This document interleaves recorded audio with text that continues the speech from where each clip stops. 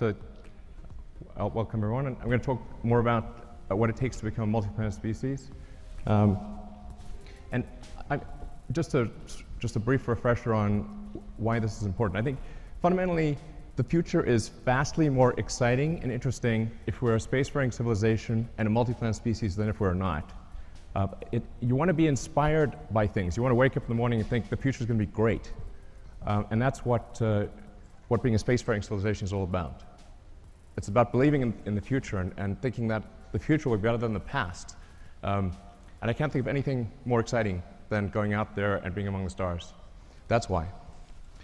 So let me go into more detail on becoming multi-planet species. This is the updated design for well, we're sort of searching for the right name, but the code name at least is BFR.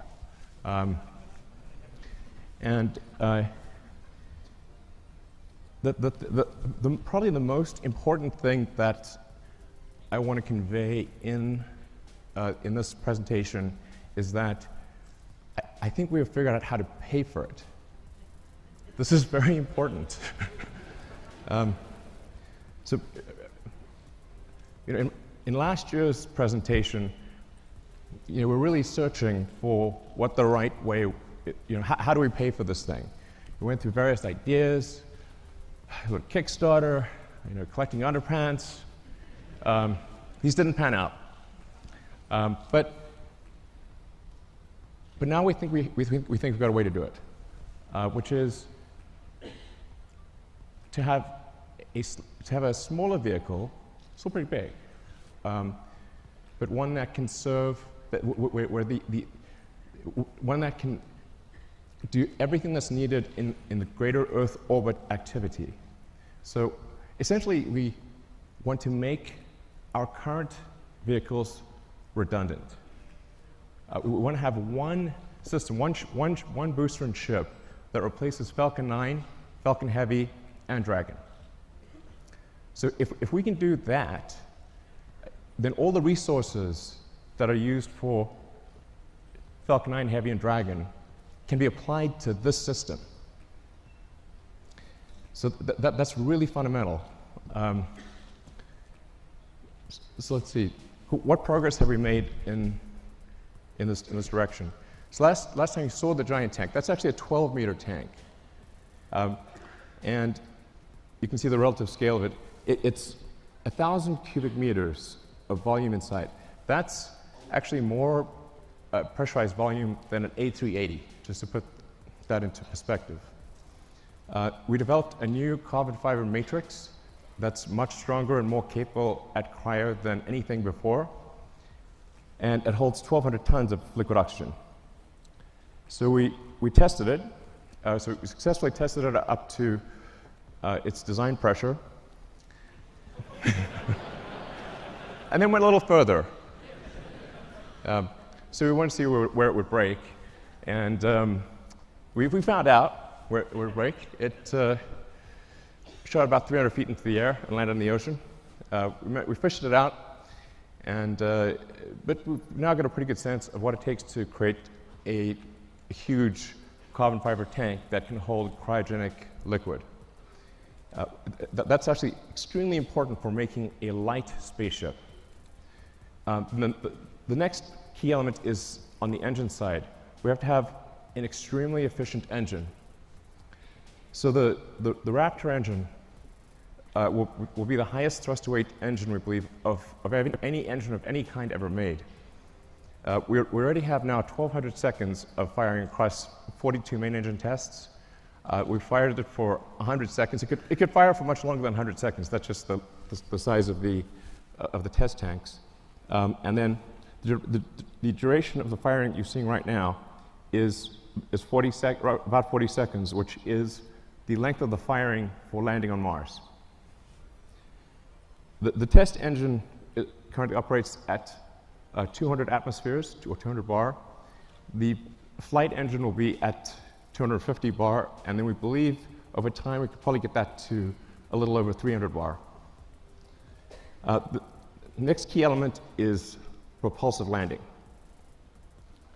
So in order to land on on places like the moon where there is no atmosphere and certainly no runways, or to land on Mars where the atmosphere is too thin to land, even if there were runways, to land with a wing, you really have to get propulsive landing perfect. So that's what we've been practicing with Falcon 9. So this is just a series of landing videos. I think these are quite mesmerizing. But we now have 16 successful landings in a row. And that's with...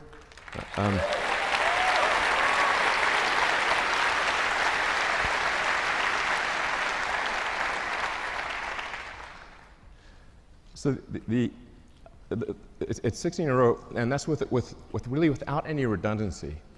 So Falcon 9 lands on a single engine.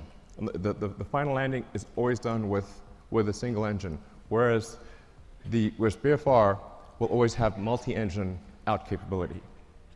So if you can get to a very high reliability with even a single engine, and then you can land and then you can land with either of two engines, I think we can get to a landing reliability that is on par with the safest commercial airliners.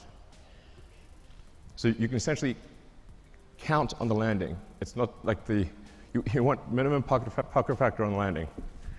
So,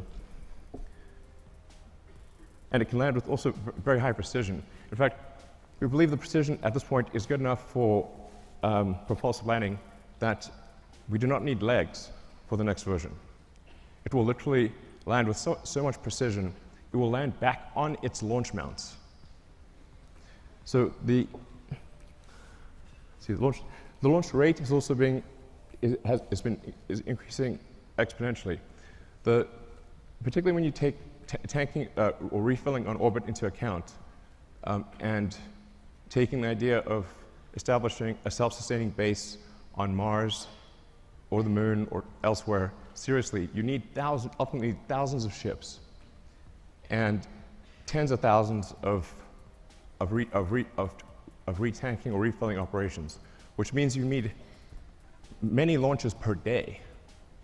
You really need to be looking, in terms of how many landings are occurring, you need to be looking at your watch, not your calendar. So while this is quite a high launch rate that we're talking about here, by conventional standards, it's still a very small launch rate compared to what will ultimately be needed. But just for those who are unfamiliar with how many orbital launches occur every year, it's approximately 60 orbital launches occur per year, which means if SpaceX does do something like 30 launches next year, it'll be approximately half of all orbital launches that occur on Earth. The next thing is a key technology is automated rendezvous and docking.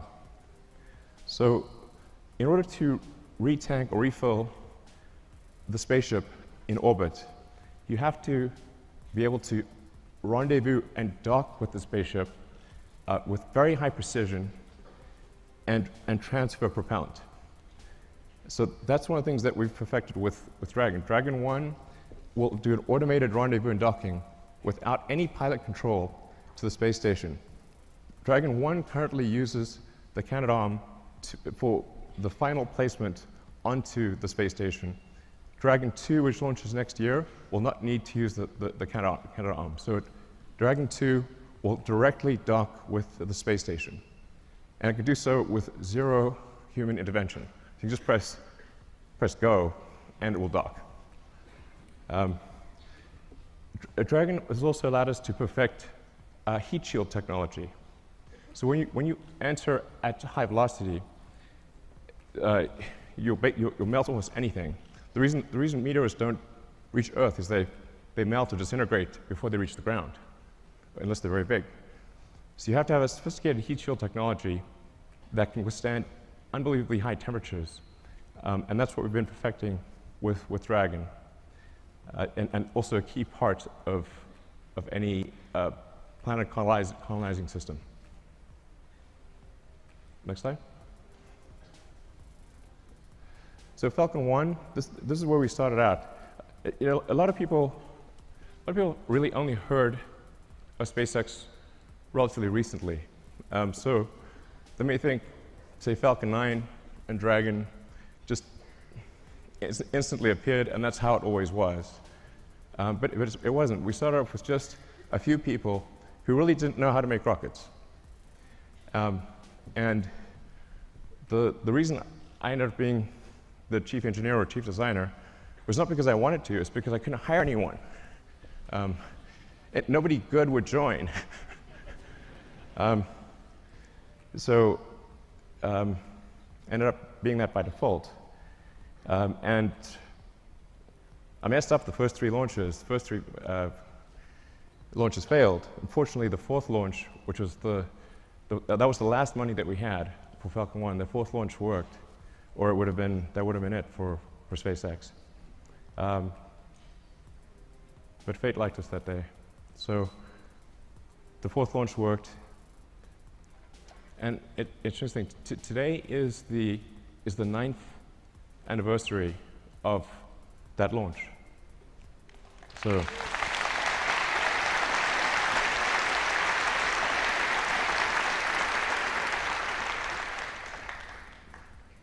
I didn't realize that until I was told that just earlier today, but it's a very emotional day, actually. But Falcon 1 was quite a small rocket. When we're doing Falcon 1, we're really trying to figure out what is the smallest useful payload that we could get to orbit. I thought, okay, something around half a ton to orbit would be able to launch, that can launch a decent-sized small satellite to low Earth orbit, and that's why we sized Falcon 1. But it's really quite small compared to Falcon 9. So Falcon 9, particularly when you factor in payload, Falcon 9 is many times more, it's sort of on the order of 30 times more payload than Falcon 1. And Falcon 9 has reuse of the primary booster, which is the most expensive part of the rocket, and hopefully soon reuse of the fairing, the big nose cone at the front. So we think we can probably get to something like somewhere between 70 and 80% reusability with the Falcon 9 system. And hopefully towards the end of this year we'll be launching Falcon Heavy, which is, Falcon Heavy ended up being a much more complex program than we thought. It sounds easy. Let's show Falcon Heavy actually. It sounds like it should be easy because it's 2 first stages of Falcon 9 strapped on as boosters. It's actually not. We had to redesign almost everything except the upper stage in order to take the increased loads. So Falcon Heavy ended up being much more a new vehicle than we realized. So it took us a lot longer to get it done. But the boosters have all now been tested, and they're on their way to the Cape Canaveral. And we are now beginning serious development of BFR.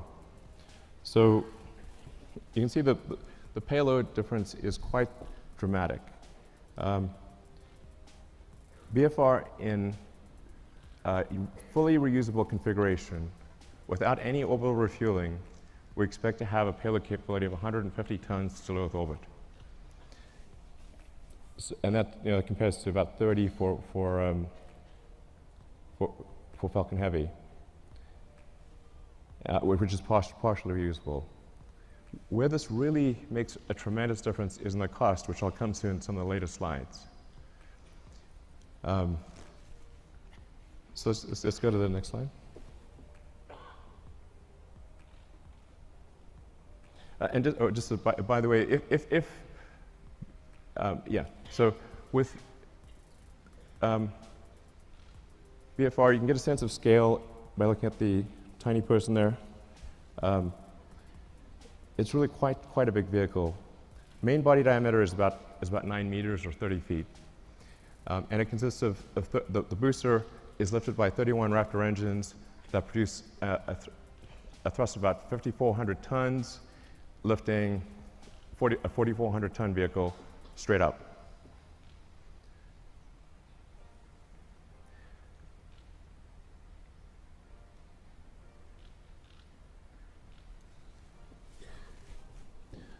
So then, just the basics about the ship: 48-meter length. Dry mass we're expecting to be about 85 tons. I mean, technically, our design says 75 tons, but inevitably there's mass growth. And that ship will contain 1,100 tons of propellant with a design of an ascent design of 150 tons and a return mass of 50. So you can think of this as essentially combining the upper stage of the rocket with Dragon. It's like if Falcon 9 upper stage and Dragon were combined. So I'll go into each of these items in detail, but you've got obviously the engine section on the rear, the propellant tanks in the middle, and then a large payload bay in the front.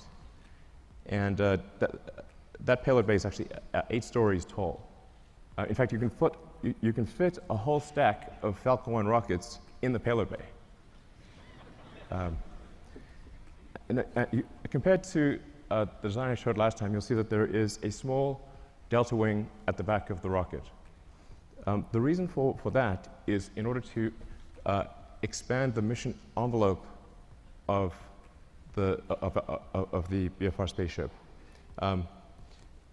Depending on whether you're landing or you're entering a planet or a moon that has no atmosphere, a thin atmosphere, or a dense atmosphere, and depending on whether you're re-entering with no payload in the front, a small payload, or a heavy payload, you have to balance the rocket out as it's coming in.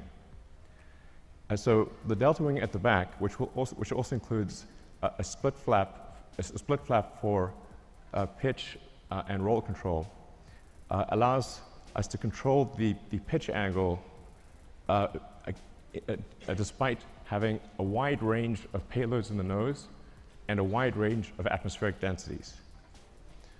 So we tried to avoid having the delta wing, but it was necessary in order to generalize the capability of the spaceship such that it could land anywhere in the solar system.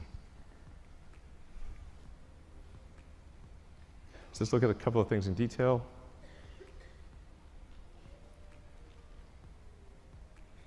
So the cargo area has a pressurized volume of 825 cubic meters.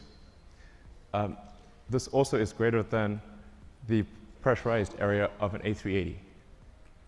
So really is capable of carrying a tremendous amount of payload. In a Mars transit configuration, since you'd be taking 3 months in a really good scenario, but maybe as much as 6 months, some number of months, single-digit months, you probably want a cabin, not just a seat. So the Mars transit configuration consists of 40 cabins, and it sort of depends on, you could conceivably have 5 or 6 people per cabin if you really wanted to crowd people in. But I think mostly we would expect to see 2 to 3 people per cabin. And so normally about 100 people per flight to Mars. And then there's a central storage area, galley, and a solar storm shelter, entertainment area, and I think probably a good situation for at least BFR version 1. Then going to the main body of the vehicle, the center body area.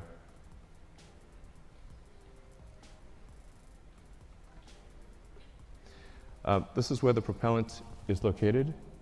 And this is subcooled methane and oxygen.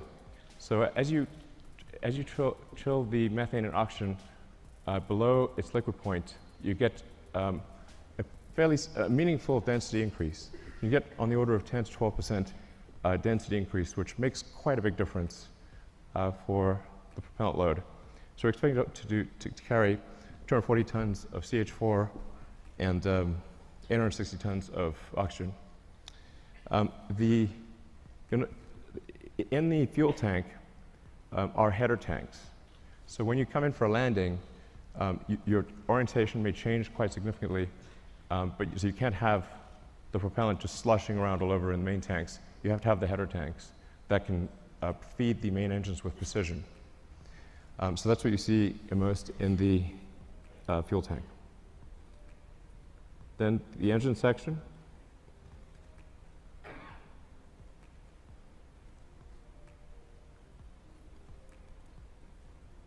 So the ship engine section consists of four vacuum Raptor engines and 2 sea-level engines.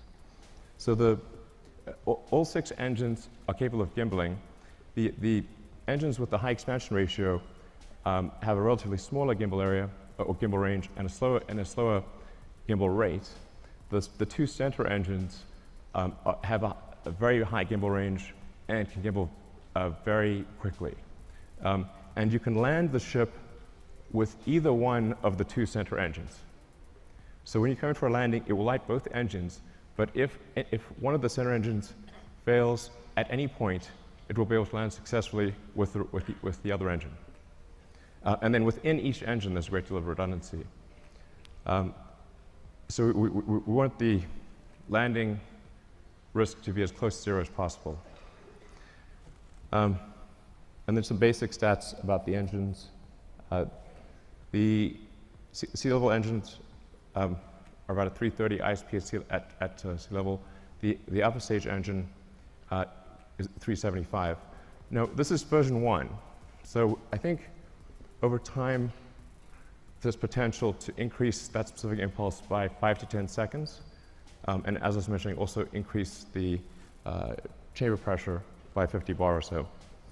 And then for refilling, where you just saw the 2 ships would actually mate at the rear section. They would use the same mating interface that they used to connect to the booster on liftoff. So we'd reuse that mating interface and reuse the propellant fill lines that are used when the booster is, when the ship is on the booster. And then to transfer propellant, it becomes very simple. Use control thrusters to accelerate in the direction that you want to empty. So, if you accelerate in this direction, propellant goes that way, and you transfer the propellant very easily into from the tanker to the ship. So going to rocket capability. This gives you sort of a rough sense of rocket capability, starting off at the low end with the Falcon 1 at a half ton, and then going up to VFR at 150. So I think it's important to note that the VFR has more capability than Saturn V, even with full reusability. But here's the really important fundamental point. Let's look at the launch cost.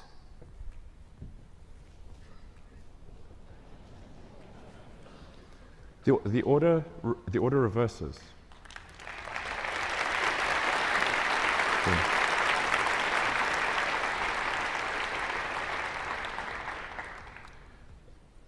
Now, at first glance, this may seem ridiculous, but it's not. The same is true of aircraft. If you bought, say, a small single-engine turboprop aircraft, that would be $1.5 to $2 million. To charter a 747 from California to Australia is $500,000, there and back. The single-engine turboprop can't even get to Australia. So a fully reusable system, a fully reusable giant aircraft like a 747 costs a third as much as an expendable tiny aircraft.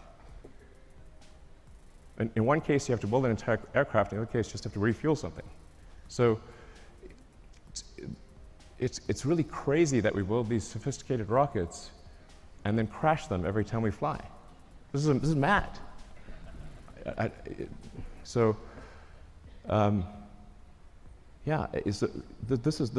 can't emphasize how profound this is and how important reusability is. And often I'll be told, but you could get more payload if you made it expendable. And so yes, you could also get more payload from an aircraft if you got rid of the landing gear and the flaps and just parachute it out when you got to your destination. But that would be crazy, and you would sell 0 aircraft. So reusability is absolutely fundamental.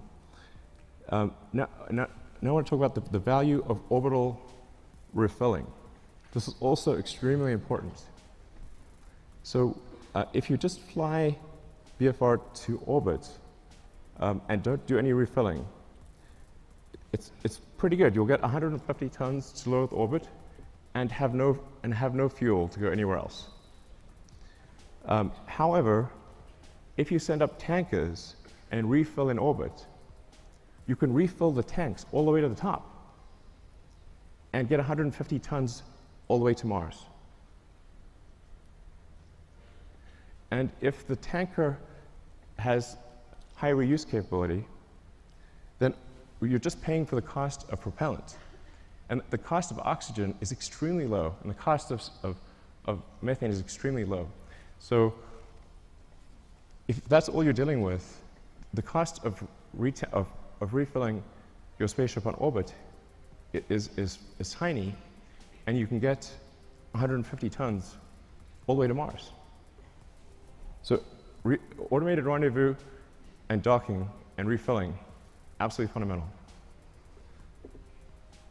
So then getting back to the question of how do we pay for this system, this was really, as I said, quite a profound, I wouldn't call it a breakthrough, but realization that if we can build a system that cannibalizes our own products, makes our own products redundant, then all of the resources, which are quite enormous, that are used for Falcon 9 Heavy and Dragon, can be applied to one system. Some of our customers are conservative, and they want to see BFR fly several times before they're comfortable launching on it. So what we plan to do is to build ahead and have a stock of Falcon 9 and Dragon vehicles, so that customers can be comfortable. If they want to use the old rocket, the old spacecraft, they can do that, because we'll have a bunch in stock. But all of our resources will then turn towards building BFR. And we believe that we can do this with the revenue that we receive for launching satellites and for servicing the space station. So going to the satellites portion, the size of this being a 9-meter diameter vehicle is a huge enabler for new satellites. We can actually send something that is almost 9 meters in diameter to orbit. So for example, if you want to do a new Hubble, you could send a mirror that has 10 times the surface area of the current Hubble as a single unit. It doesn't have to unfold or anything. And or you can send a large number of small satellites. You can do whatever you like. You can actually also go around and, if you wanted to collect old satellites or clean up space debris, you can just use the sort of chomper over there and go around and collect satellites or collect space debris if you want. So that may be something we have to do in the future. But that fairing would open up and retract and come back down. So it enables launching of Earth satellites that are significantly larger than anything we've done before, or significantly more satellites at a time than anything that's been done before. It's also intended to be able to service the space station.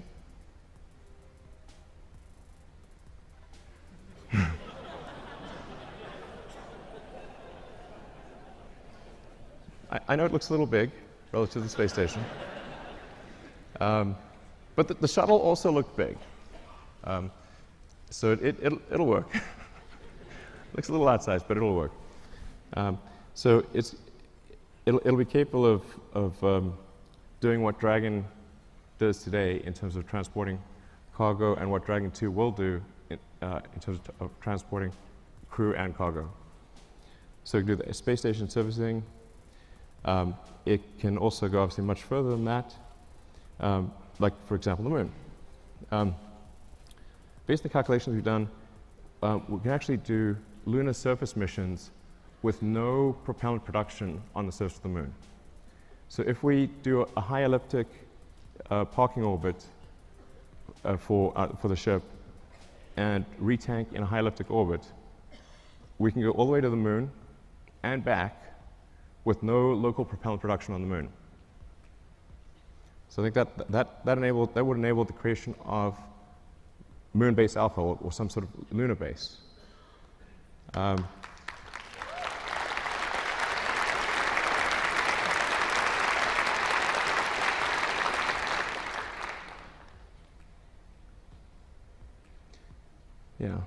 it's quite captivating. So you can also see, for example, how do you transfer cargo from the cargo bay down to the ground is a crane. It's not very complicated. Yeah, but so this will enable the creation of a lunar base. And it's 2017. I mean, we should have a lunar base by now. What the hell's going on?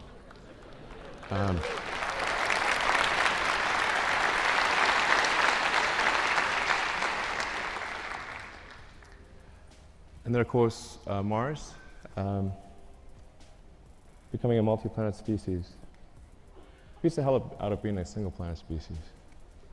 So, yeah, so we'd start off by sending a mission to Mars, where it would be obviously just landing on rocky ground or dusty ground. And it's the same approach that I mentioned before, which is you send the spaceship up to orbit, you retank it or refill it until it has full tanks, and it travels to Mars, lands on Mars. For Mars, you will need local propellant production. But Mars has a CO2 atmosphere and plenty of water ice. That gives you CO2 and H2O, so you can make, therefore, CH4 and O2. Criticism for why are you using combustion in rockets and you have electric cars? I'm like, well, there isn't some way to make an electric rocket. I wish there was.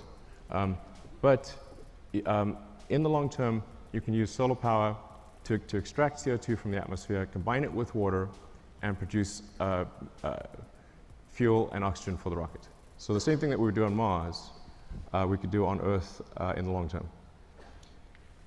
But that's essentially what happens. Similar to the moon, you land on Mars. The tricky thing with Mars is we do need to build a propellant depot to refill the tanks and return to Earth. But because Mars has lower gravity than Earth, you do not need a booster. So you can go all the way from the surface of Mars to the surface of Earth just using the ship. Albeit you need to go to a max payload number of about 20 to 50 tons for the return journey to work. But it's a single stage all the way back to Earth. And I'll show you so this is the true physics simulation.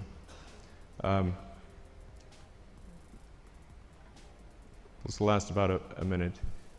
So you come in, you're entering very quickly, going 7.5 kilometers a second. For Mars, there will be some ablation of the heat shield. So it's just like a sort of brake pad wearing away. It is a multi-use heat shield, but unlike for Earth operations, it's coming in hot enough that you will see some wear of the heat shield. But because Mars has an atmosphere, albeit not a particularly dense one, you can remove almost all the energy aerodynamically. And we've proven out supersonic retropropulsion many times with Falcon 9, so we feel very comfortable about that. This is because it's sort of, you can see it's sort of a mesh system. It's not meant to be sort of particularly pretty because it's just trying to simulate the physics of it. But the size of the cone gives you a rough approximation for how much thrust the engines are producing.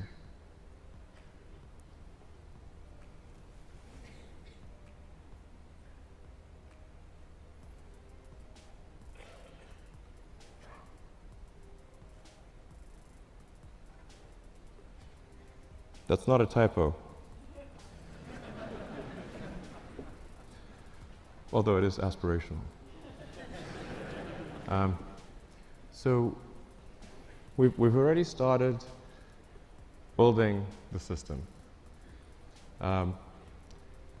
The tooling for the main tanks has been ordered. The facility is being built. We will start construction of the first ship around the second quarter of next year, so in about 6 to 9 months, we should start building the first ship. I feel fairly confident that we can complete the ship and be ready for a launch in about 5 years. 5 years seems like a long time to me. Yeah.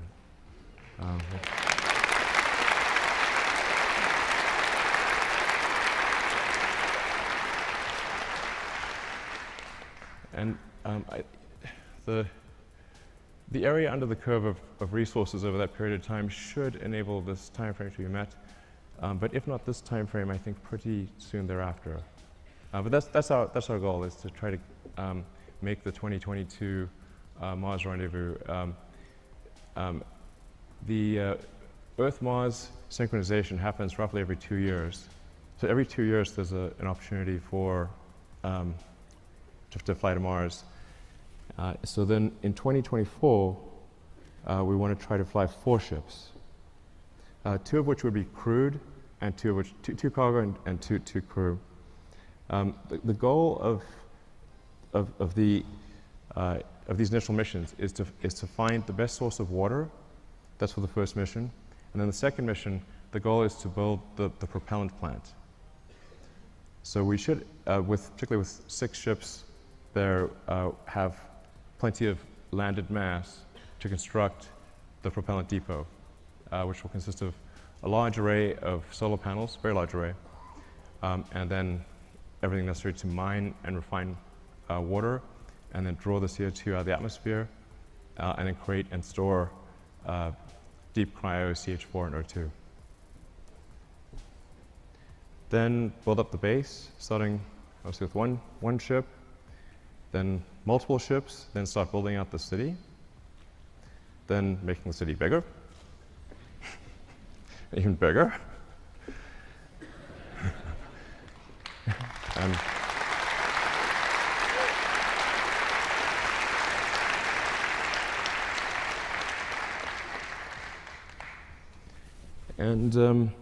Yeah, and over time, terraforming Mars and making it really a nice place to be. You can do it, Elon. Thanks. Give me it.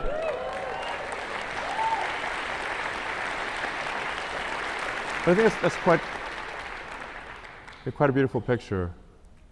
And on the prior slide, it's interesting to note that on Mars, dawn and dusk are blue, and it's the sky. So the sky is blue in dawn and dusk, and red during the day. It's the opposite of Earth. And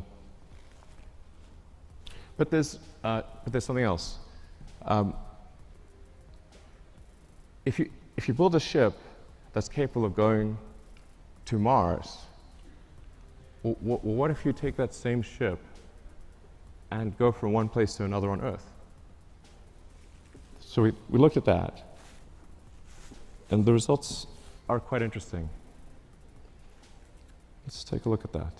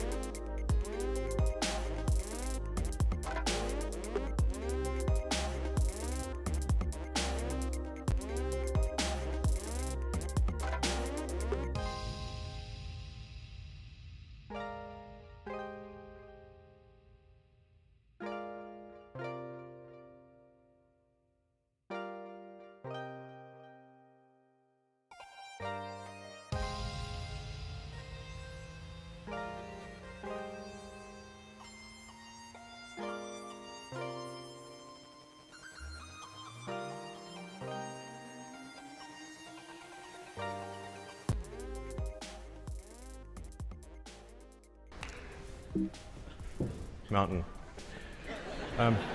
So yeah, so the great thing about going to space is there's no friction. So once you're out of the atmosphere, you will go, it will be smooth as silk, no turbulence, nothing. There's no weather, there's no atmosphere.